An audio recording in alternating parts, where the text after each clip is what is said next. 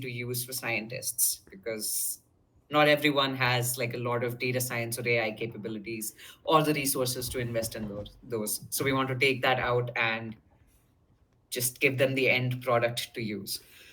So it's easier. So for this round of Outreachy, we will have three mentors: Gemma, Miguel, Helen. They're all on the call. Uh, Gemma, do you want to go and introduce yourself? Thanks, Andrew. Hello, everyone. I'm Gemma. Let me put on my screen.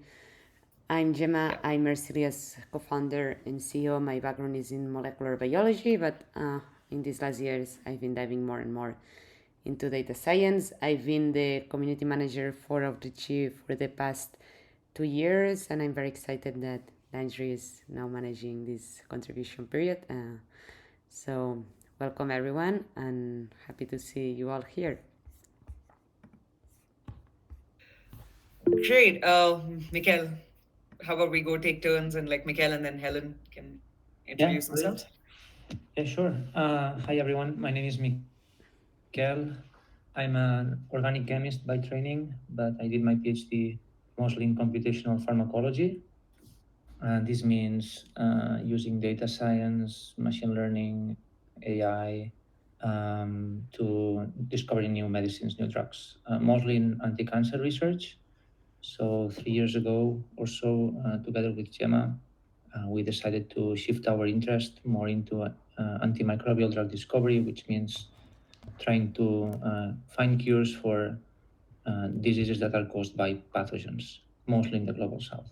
So this is where my interest resides so far, and I'm mostly responsible for um, basically developing the more advanced AI tools that we are doing at Ersilia. Perfect. Thanks, Miguel. Helen, if you're there.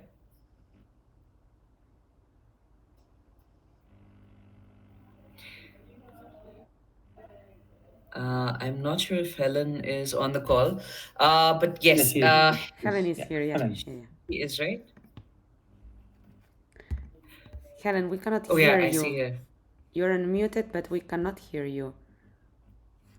So something is amiss with your audio.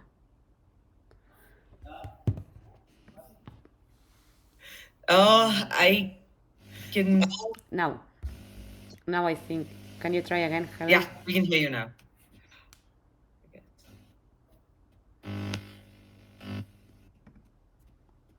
Nope.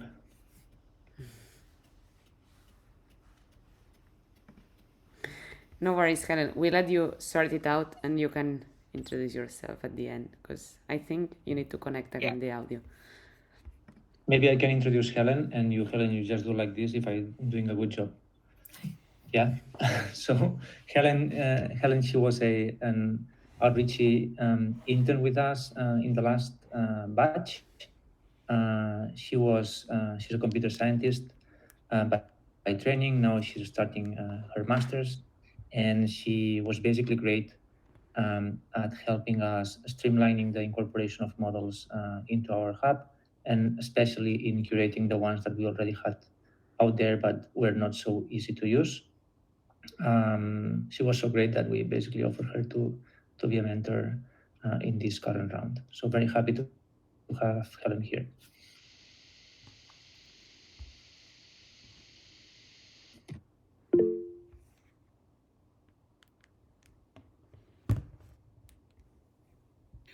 And yes, so that was all the mentors, and they're all amazing people. Super excited for this round of Outreachy. Now let's dive into the communication do's and don'ts during this contribution period. So, how should you ideally communicate with your mentors? Um, as you might have seen in the Git book for the contribution period guidelines, there is almost everything in the Git book that you would need. And we use Slack and GitHub for communication as much as possible.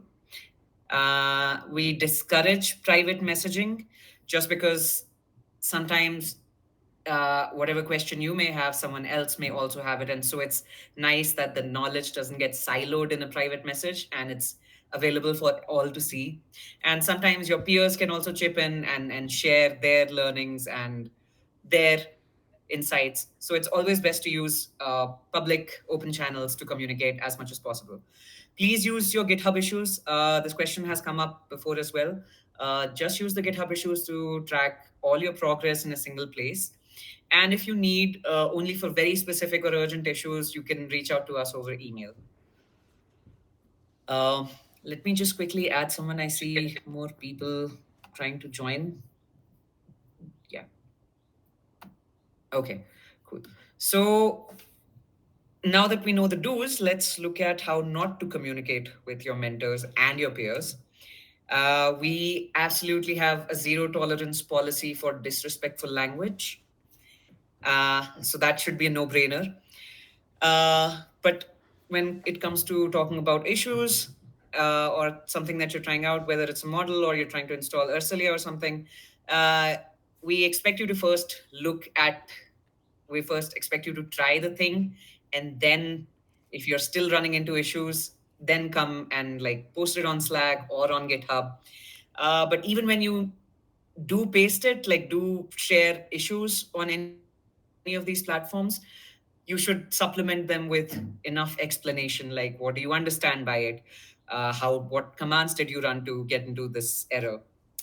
So ask before trying and paste your errors with explanations. Now comes like spamming people.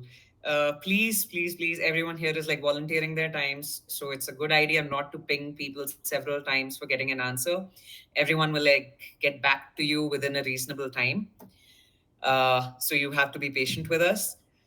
And when you're describing your errors, it's good to not share screenshots, as we've repeated several times, because it's easier for us to control F or like parse text logs, like text based logs, much more easily than looking through screenshots.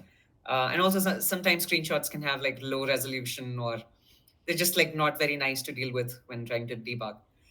And finally, we also have a zero tolerance policy for AI generated text. So if you're trying to write your motivation letter, for example, we will know if you've used AI, if you've used Chat GPT or Bard or anything to generate your motivation letter, because we want you to put in genuine effort when we try to evaluate you about like why to take you into Ursalia.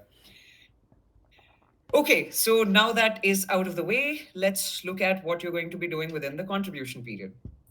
There are 4 weeks, and each week is divided into its own set of tasks and achievable goals. And we'll look at them one by one. So, week one, which is now almost over, you should have all joined the communications channel. You should have read the Git book instructions very carefully and thoroughly. And just so it's easier for you to get email notifications, you can follow and star the Ursilia repo. You should have already opened your issue by now, and if not, please go ahead and do it. And you should install the Ursalia Model Hub, test it out with the simplest model. If you're a Windows user, which I know most of you here are, you would probably be needing a VM or WSL. And if you're a Mac user, it's recommended that you use a Python environment of greater than 3.7. Finally, you will have to write a motivation letter so we can understand your intentions behind joining Ursalia, what you bring to the table, why you're interested, and we just want to get to know you a bit better. And that is where your motivation statement is going to help us. And because it is like finally the part about recording your first contribution onto the Outreachy website, I know other communities may not be doing it, but we want to emphasize it so that there is no last minute rush. And so you're periodically recording your contributions. Okay, so the week one goals is you get to learn about the community, you get to talk to each other. uh, and as I've mentioned earlier, we get to learn a bit about you through the motivation letter. So please don't like put in 2 lines there. 2 lines never really convey anything. Um, But so far, what I've been seeing in your contributions, you're doing a good job. Write about yourself, write about your intentions, and finally get familiar with our infrastructure. As you might have already seen, there are a lot of moving pieces. There are not only the individual model repos, there is like the Ursilia CLI, and then it uses a bunch of things such as AWS, Docker, and so with as many moving pieces, there of course there's an increased chance of errors. So when you do actually get to start the internship down the line, you will have to deal with a bunch of these things. So it'll be a nice upfront investment to get to know about the Ercilia infrastructure a bit better. Coming on to the week two tasks, some of you have already started with the week two tasks. You will have to select an open source model, which is already, you will see four models within the Gitbook instructions. These models have already been implemented by other Ercilia contributors. So when you take on this model, a couple of things that you have to do is you need to first identify, is it a classification model? Is it giving me a yes, no, for example, in a binary classification, or a 0 1 output? Or is it a regression model? Is it giving me a number? Is it calculating something, or predicting some floating point value? How do you interpret the output? Like, what does this output mean? Is it active against a target pathogen? Is it toxic against, like, for example, does it cause liver toxicity? Has the model been published in a reputed journal? And the code that is released along with the model, along with the paper, is it what license does it have? Does that license allow you to incorporate in the model into the Ercilia Model Hub? Um, and of course, the best place to start working on this model would be the instructions from the author. So generally, you would find this in the models, in the original repositories README. Uh, and when you do get to install it and get to make it work on your machine, you should have described all the steps that you took, and also the issues that you ran into within this, uh, within the GitHub issue for the contribution period that you've opened. Now, another important thing that you need to do is you need to compare the predictions of this model that you've started exploring or experimenting with the model that's already been incorporated within the Ercilia Model Hub. Are there any differences? Does it, for example, predict uh, no, or a one, or a zero in within the Ercilia Model Hub, versus you getting a positive result, or a one with your implementation? Or does it generate more values for a generative model or something? And you should be able to comment on these results. If there are any graphs you would like to put in, if there are any explanations you would like to put in, please put them in your issue. We This helps us in gauging your understanding of the ML uh, concepts. And even if you do not know ML as well, but if you're willing to learn it, we want to see that. And your issue is the best place for you to describe all your learnings there. So, looking back at the goals, in this week, you're going to be demonstrating your Python knowledge, uh, whether you're able to look at third party code and able to understand it, follow instructions, able to replicate results, how well you can manage installations, package installations, Conda environments, and such, and of course, showing an understanding of ML, but especially within the biomedicine use case. Okay, moving on to week three. So, week three tasks. Here is where things get even more exciting. As you might have already figured out, Ercilia deals with a lot of scientific publications. So, we expect you at this stage to go out and read some papers. Now, where can you do that? Google Scholar is your best friend. BioArchive is another great place. Papers with code is pretty amazing because, as the name says, there will be papers and they will have the code with them. So you need to look at scientific literature, and you need to make sure that it is open source and it is related to Ercilia's mission, in that it's probably targeting an infectious disease, uh, and it's probably again dealing with any of the ADME properties. That is another term that you would come across. For now, it's like absorption and sorry, Mikhail, I forgot what the D was. Uh, Yeah, and there's metabolism and excretion. Uh, some of these terms you will definitely learn as you move along in this internship, in this contribution period, even. And yeah, it would be useful if the model is not within the Ursalia Model Hub already, and you will find links on the Git book where you can go see what is within the Ursalia Model Hub and what is already pending. And yes, also you would need to present a motivation as to why you think the model is relevant to Ursalia and why we should incorporate it. Sorry, I see a hand raised. Is someone raised their hand? Okay, no worries. Um, okay, so week three goals.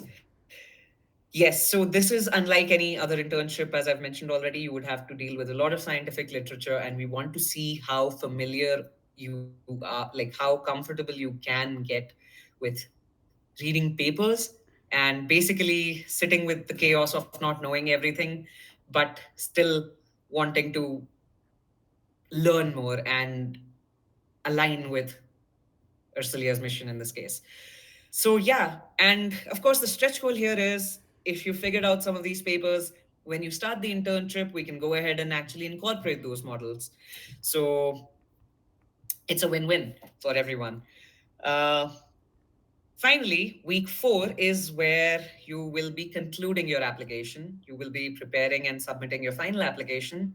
There is a project template that's shared within the Git book where we would like to see how you want to take this internship, what your learning goals for this internship are, how you would like to divide your, like, how well you would want to divide your tasks.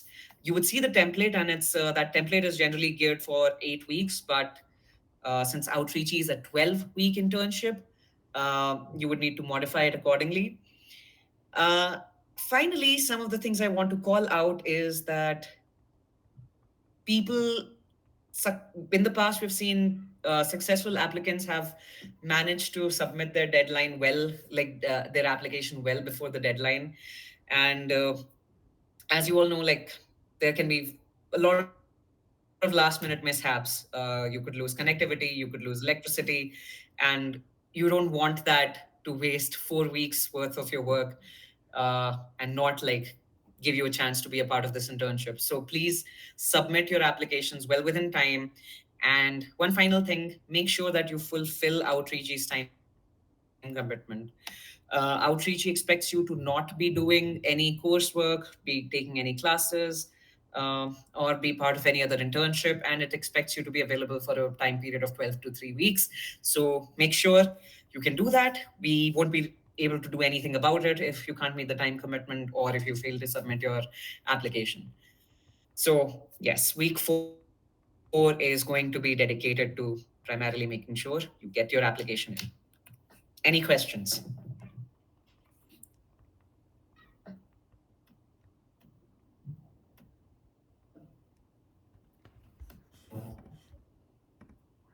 Any questions, everyone?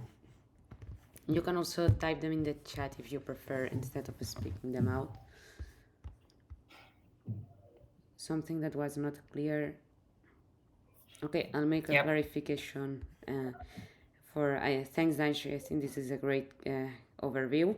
I just wanted to comment on the no use of ChatGPT or other AI-assisted tools.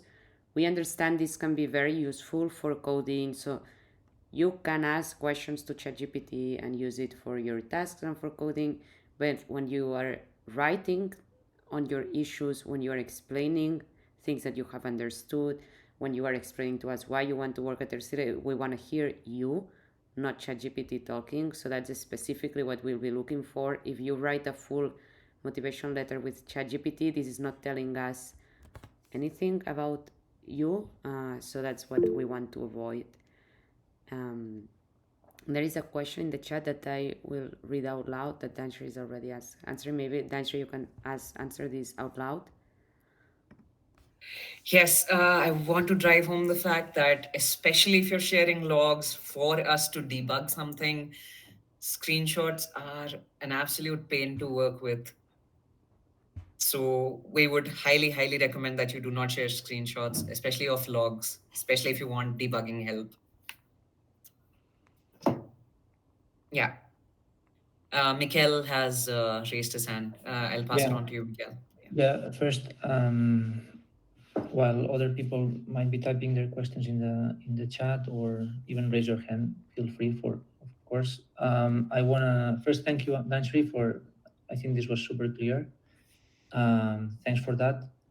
Just a quick comment on things that are that we always value and we consider to be very important, at least in light of the 3 or 4 outreach rounds that we've done so far. Many people are very cooperative in the Slack channel. This means that if someone asks a question, they answer or they try to help, etc. This is something that is, of course, very nice to see and observe. So please, let's not do just unilateral conversations between each of you and the mentors, but feel free to jump in any conversation that might be arising in the Slack or in the GitHub issues. Okay, it is always very well perceived if people try to cooperate and help the others. This has happened a lot in the past, and it's just a great experience and something nice to witness and see. So please try to help your colleagues. We are on the same boat here. Yes, absolutely. I see one question in the chat that I would like to take right now. It's from JB08. I'm sorry, I don't know your name here. But the question says, since multiple members are working globally for especially intensive tasks, will there be a daily progress update deadline or a regular deadline after an appropriate time?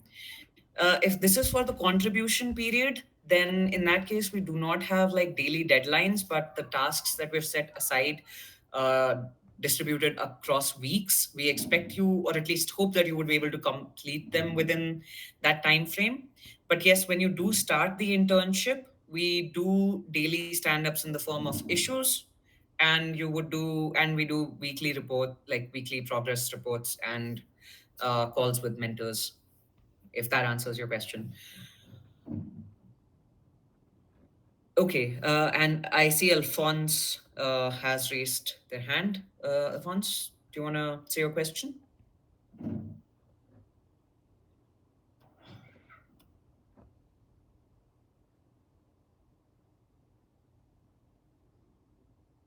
see you've unmuted, but we can't hear you, Alphonse.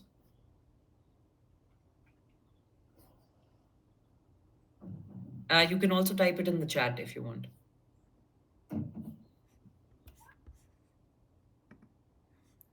Um, Alphonse, well, you either type it in the chat or figure out your yeah, okay, type it. While you type, maybe, so I see GB08, Joyesh. Yeah, the question is for the internship, so I can also add in here to what Danji has said. The way, so Danji was also a former intern, by the way. I don't know if we said that. Danji was an intern last year, and then she stayed on as an open source contributor, eventually as an Outreachy mentor as well, and now she's handling this contribution period.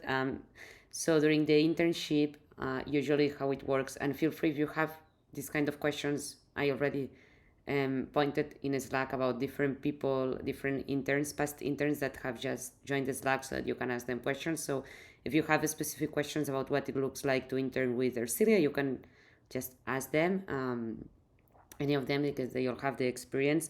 But usually we provide at least we do 2 group meetings with all the interns and mentors each week, plus individual catch-ups once a week via video, and then daily via our private Slack workspace. And then, of course, GitHub projects daily to manage the tasks. So that's it. This is more or less the main things that you'll find as an intern with Ercilia. And we do try to provide a small community so that you are not working on your own, rather, but together. But you can go directly to ask the interns, the former interns, about this. I see Rabius has raised their hand. I'm not sure if I pronounced that right, but please go ahead with your question. Uh, Hello, everyone. I'm Rabius. I'm from Bangladesh. I have a question about Arcelia. Arcelia is a model hub. So how's Arcelia is doing as a whole as a company? I would let Mikhail or Gemma answer that. Mikael, you want to take this one? Yeah. So I suppose the question is how are we sustainable or how are we meeting our goals scientifically? Yeah. And also, how's this project is impacting the field Yeah. as a whole? All right. So let me just give you a 1 minute answer, okay? But happy to discuss more.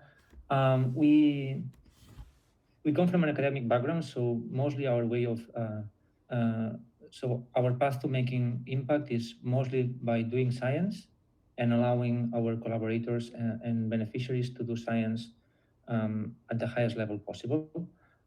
This means that we apply a lot for academic grants and also to philanthropic funding, and mostly we're just basically raising funds with this strategy. This means that we do not sell our products, and we will never sell our products, and everything we do is free and will always be free. Now, in terms of impact, our focus is mostly in the global south, and by global south, for now, um, we mean sub-Saharan Africa. We have been implementing our set of tools in different countries in sub-Saharan Africa, most notably South Africa, Cameroon, and Zambia. And basically, what we do is mostly Gemma and myself, we just travel to the sites, we identify the needs that the researchers on the field have, and we try to implement our data science tools so that they are able to use. So, how do we quantify impact? Well, it depends, but for generally, we quantify impact by the increased scientific throughput of our collaborators and beneficiaries.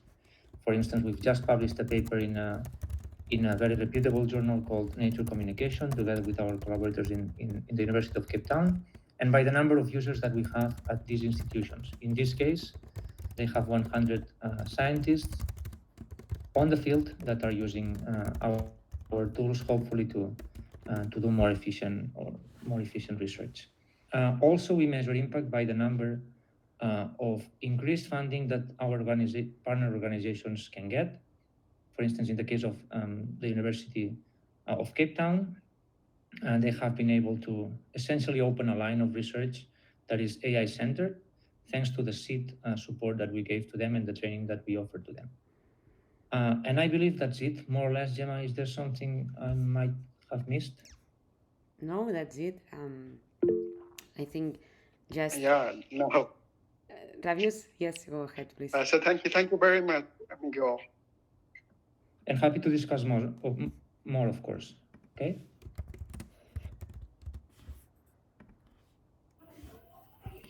I see Nia Basi has raised their hand. Please go ahead with your question. Hi, hello. Can you hear me? Yes, we can hear you. All right. Thank you very much for explaining. I'm really interested in SCDR and what you're trying to do. I've experience working with uh, models like this, or basically in the cancer area research. So what I would like to find out is for the open source models you want us to do some research on and find out more information about it. Do you have a specific benchmark? Because I realized when I was working with cancer data that some research papers are not really accurate, and the kind of data set they use may not lead to that good results. So, is there a benchmark Ecilia uses before you accept a particular model? Maybe it has to be over 80% in terms of accuracy, or 90%. Is there any benchmark like that? I can take this one. So thanks for the very important question.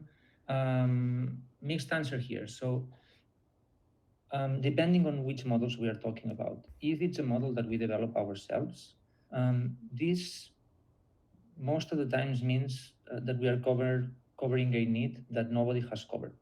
For instance, developing a model for a very weird pathogen that it has been neglected. In that case, it's very difficult to have widespread benchmarks, and therefore, the only thing we can do is cross-validation, right? Which is a procedure, as you know, or probably know, that we can do in machine learning, and just hopefully just to try to benchmark against ourselves. And for this, we have a battery of machine learning models that we use to train multiple models and hopefully just select the ones that look better. This is on one side. On the side of models that have been published by others, the best thing we can do is, well, if this model has been published in a peer-reviewed publication, the best thing we can do is to read the publication and just study that model and make our expert-based assessment of whether this model looks good or not. If a model has been published, especially if it has been published in a good scientific journal, this probably means that the model is good enough and state of the art. Okay. Finally, there are well-known benchmarks in the line of ImageNet for image analysis, for pharmacology. And these two benchmarks are called, one is called MoleculeNet, which is an old one. And now there's one called Therapeutics Data Commons, TDC. Those benchmarks we can use to try some algorithms, but they are limited in scope, and certainly they do not include a lot of antimicrobial or anti-infectives data. So they are limited in scope. So that's my mixed answer. We do our best to guarantee that the models that we curate and include in the hub are as good as possible. But really the validation really comes when we have a user that uses our model, gets some prediction, tests them in the lab, and if they work, that's much stronger validation than any other systematic thing that we might do.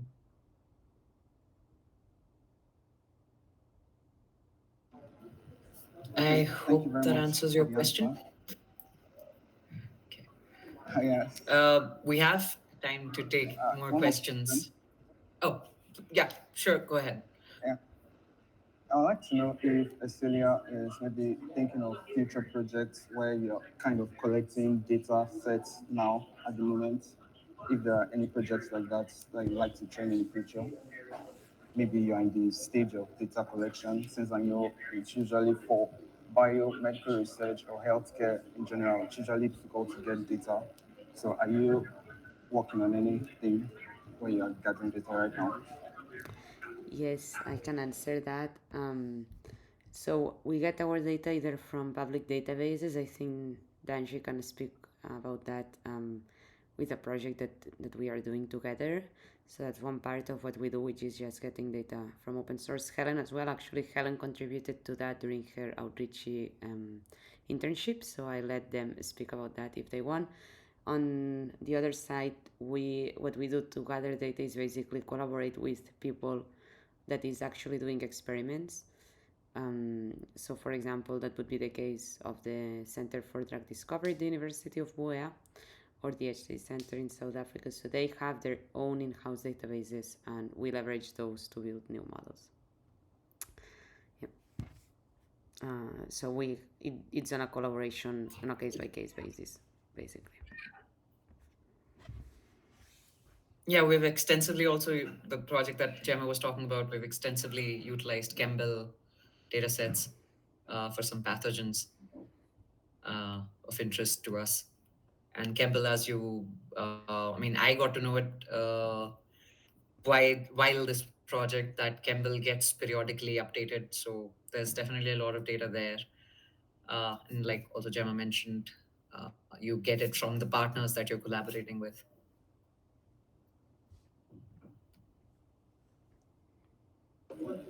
All right. Thank you very much for the answers.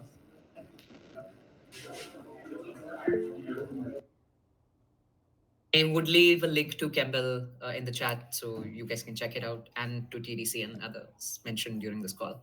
I see Angel has raised her hand. Please go ahead with your question.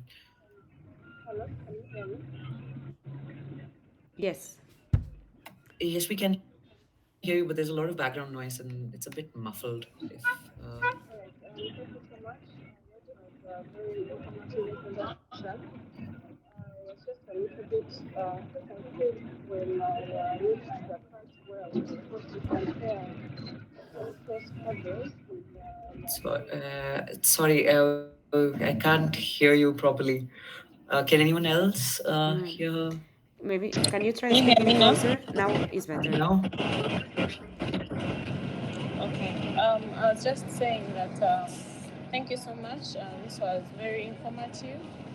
But I got confused on the week two tasks. I successfully ran the sample models, the simple models. But when it comes to running the open source models that are available, one of the tasks is for us to make a comparison with how that model is running and compare with the Celia models based on how both of them are running. Could you kindly throw more light on that comparison? What are we supposed to look out for in the comparison? What are the key things that we can say this model runs like this, then this one runs like this? Mhm. In short, what are we comparing? Yes.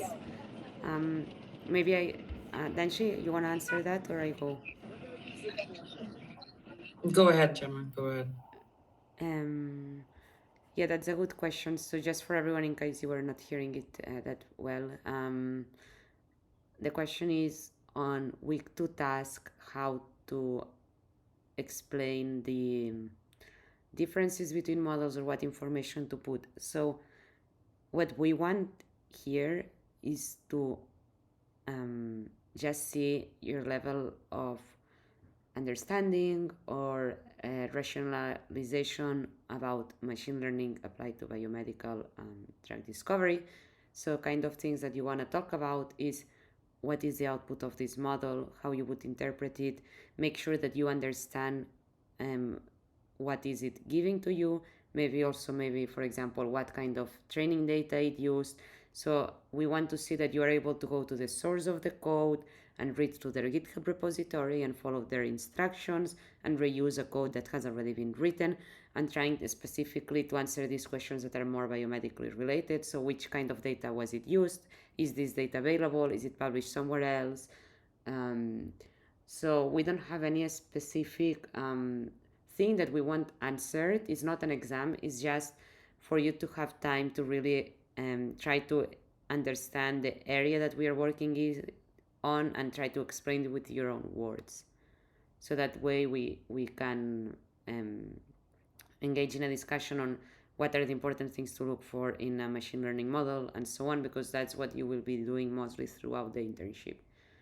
So I hope this helps clarify. I know it's a bit broad, so it's not like if you don't put a specific comment about a model, you will like be disqualified for application to the internship or anything. It's just for you to have a chance to explain your understanding of the model and maybe what do you think it would be used for and so on and so forth. I hope that helps. I don't know, Danshi, you want to add something here?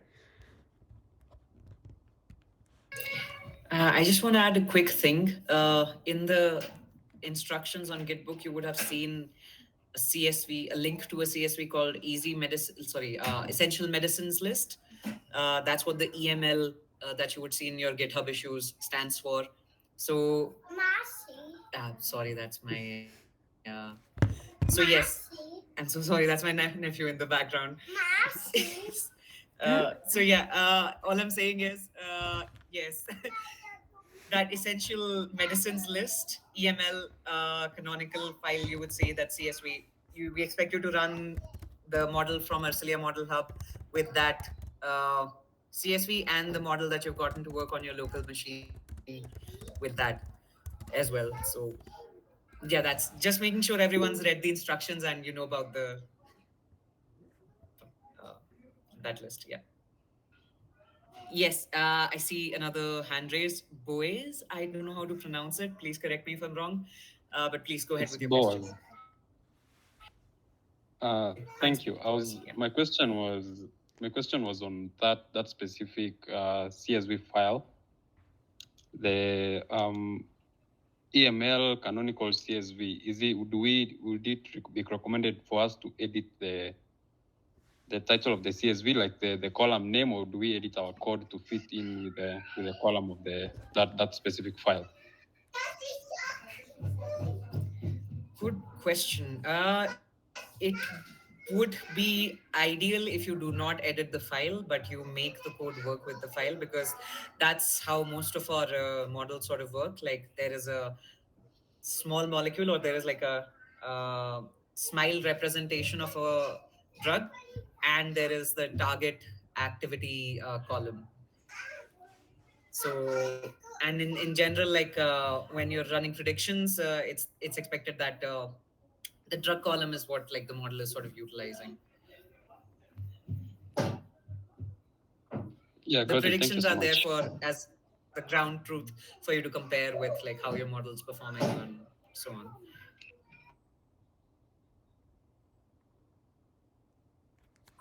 That's well understood. Thank you. Okay.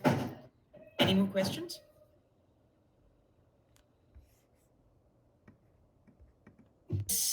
Uh, Gemma or Mikhail, could you take this question from Joesh?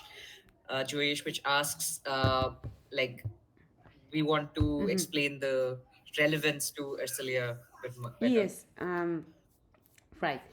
So here, what basically we do is crowdsource the community, in this case you, to find new literature. There is a lot of literature being produced every day. We cannot stay up to date with it. So things, keywords, if you've never used PubMed, for example, I suggest you start using it, or Google Scholars and so on. So what keywords that you want to look for is, of course, AI and infectious diseases, but the kind of models that are really, really interesting to us are models that predict the potential activity of small molecules against a specific bacteria, against a specific parasite. Okay, so this kind of thing super useful. For example, there is a ton about COVID. Many of them we already have on the hub, so just check the list that it's not that it's there or not there. So that's one criteria, very basic. Whatever you find, it should not be already in Ercilia or in the to-do list. Then there is no wrong answer. If you find things that you think they are interesting, you just share them in the GitHub issue, and we are going to provide feedback. All this looks interesting. This is actually out of scope. For example, if it's a cancer model, we'll tell you great, but this is actually out of scope. We are if the models don't have the open source code, like you cannot find the code anywhere, that's not very useful, right? Because we won't be able to actually reproduce it, so that would be a no-go. If you find an interesting publication but you don't actually find the code or the data, you can also share that and say, I think this is very interesting because it talks, I don't know, about schistosomiasis, but I don't see the code, so maybe we can try to look for it or ask the authors. So more than the actual tech stack that is similar, we are really looking for models that help in predicting antibiotic activity, broadly speaking, against any pathogen, in predicting several characteristics of drugs. It can be solubility, it can be metabolism by other enzymes in the body, toxicity and against specific human targets, any of these kind of things. Mikhail, you want to answer? I think you hand raised for that.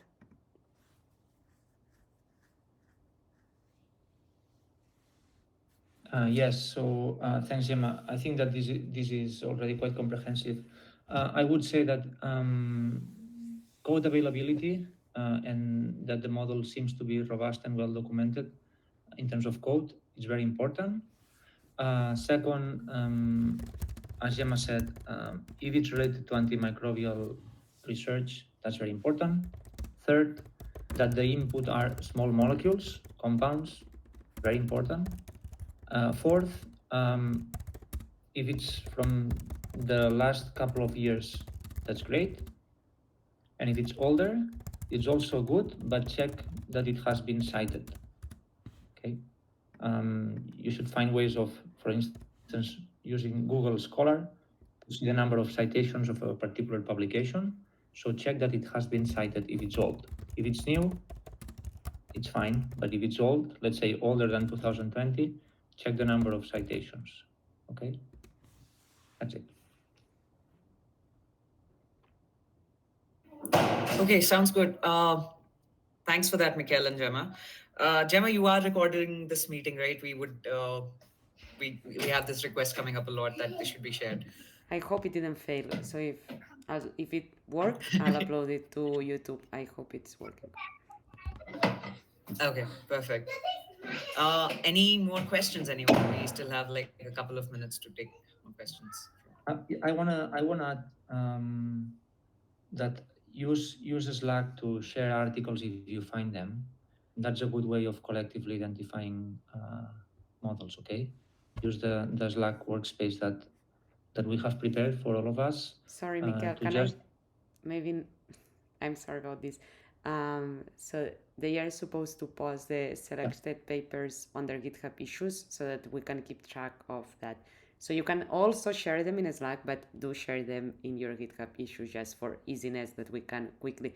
The thing of having everything in one GitHub issue is for us to, because it's quite a few of you and we are only 4 and Danshri only has so much hours she can dedicate to this. It's much easier for us to go to one single issue. That's the only reason. Sorry about that. But use Slack for everything, talk there, help each other, all great. I just want to make emphasis in the question that Danshri answered already from Angel in the chat that does it matter whether you have a biology background? It does not matter. We are not looking for people with biology training. I hope you are all interested in that because that's our area of work.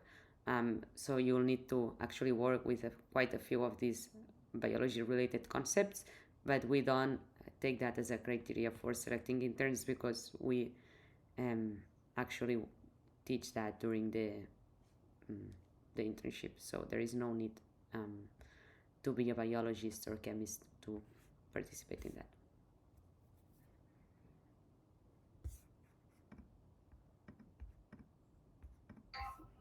Great. Okay, so if we have no more questions, we can end sooner, but if we have some more questions, we can take them right now. But you can also post them on Slack, on GitHub. Like I said, we're always there to help. And yeah, I hope you have a great time learning through this contribution period and helping your peers out and learning from each other. Okay, thank you everyone. Okay, thanks everyone for joining. Yeah. See you soon. Bye bye. Thank you so much. Bye. Bye bye.